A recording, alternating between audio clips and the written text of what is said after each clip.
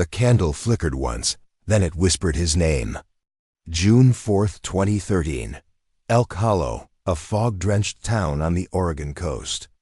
Isolated, quiet, the kind of place where strangers are noticed and memories stretch long. James Halbridge, a 42-year-old single father, kissed his 7-year-old son Eli on the forehead before bed. Their small house, inherited from James's grandmother, sat at the edge of dense forest land. Eli was a quiet boy, obsessed with flashlights and old radios. He loved reading by candlelight during thunderstorms. James always thought it was strange but sweet. At 9:03 p.m., Eli was seen brushing his teeth on the upstairs landing. At 9:11 p.m., his nightlight flickered. At 9:12 p.m., he was gone. No signs of a break-in, no signs of struggle. No prints on the window. Not even Eli's own 2013 police report, case number 11793. Subject vanished from second-floor bedroom. No evidence of forced entry. Witness, father, consistent in testimony. Candles in the room were not lit, but partially melted. James was shattered. He searched the woods for weeks. Volunteers, dogs, drones, nothing. Then came the whispers. Neighbors began reporting strange happenings, flickering porch lights, radios turning on with children's laughter, and the smell of wax in the air. The house itself seemed to sigh in the wind, but the world moved on. James didn't. October 17, 2023, 10 years to the day. James never moved, never remarried. He kept Eli's room as it was. Each year, he lit a single candle in the window. Tradition, hope, grief. This time, as the clock struck midnight, the candle flickered unnaturally, like breath. Then from nowhere, "Dad?" A whisper, faint, inside the flame. James froze. Blew the candle out. Nothing. But that night, Eli's bedroom light clicked on. He checked the old baby monitor in a drawer, plugged it in, static at first. Then, humming, he rewound the monitor's memory. At 3:16 a.m., the candle relit itself. In the background, a faint voice repeated, "I'm cold, Dad. Let me in." James contacted Lucinda Cale, a local folklore researcher. She'd written about disappearances in the area, stories of candle children. Spirits, perhaps. Or worse. Lucinda Cale interview. "There's a legend here.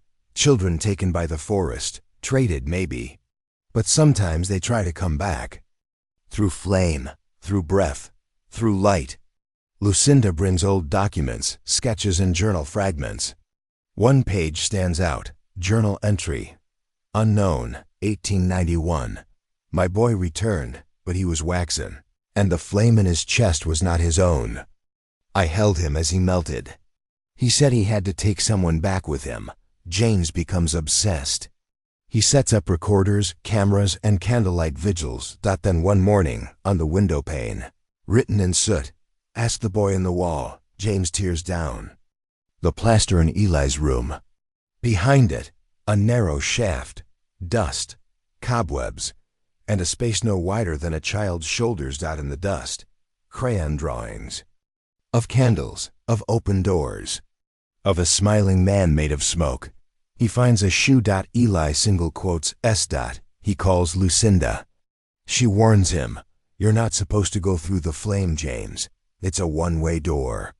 But that night, the candle burns blue. The baby. Monitor shows a figure standing at Eli's bed, child-sized, head tilted. Then, whispering, "Follow the wax trail. He left it for you." James finds a trail of melted wax leading through the house, downstairs, into the basement. At the center, an old phonograph, not his. On it, a recording. "Daddy, it's warm where I am. But it's not home. I thought I was playing hide and seek. But now he won't let me go." James breaks through the basement wall. Finds a hidden room. Old, scorched furniture. Child-sized. Handprints in ash. Candle stubs stacked like bones. At the far end, A child's figure. Eli. But waxy. Glossed. Eyes wide. Hi, Dad. James weeps, holds him. Feels warmth, then cold.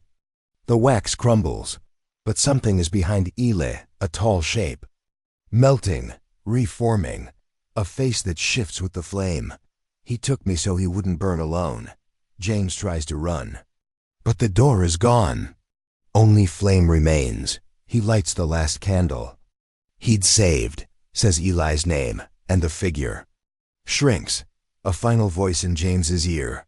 One leaves, one stays. The wax keeps the balance. Eli's hand reaches out. Lucinda finds James days later. Catatonic. Cradling a wax doll of a boy. The room smelled of scorched honey and old ash. Later, on her tape recorder, "Thank you for letting me go." The candle on the window remains. Lit, but it never melts. In James. Gone. Epilogue -2025 news clipping. Elk Hollow Gazette. Local father found after 10 years missing. Believed dead.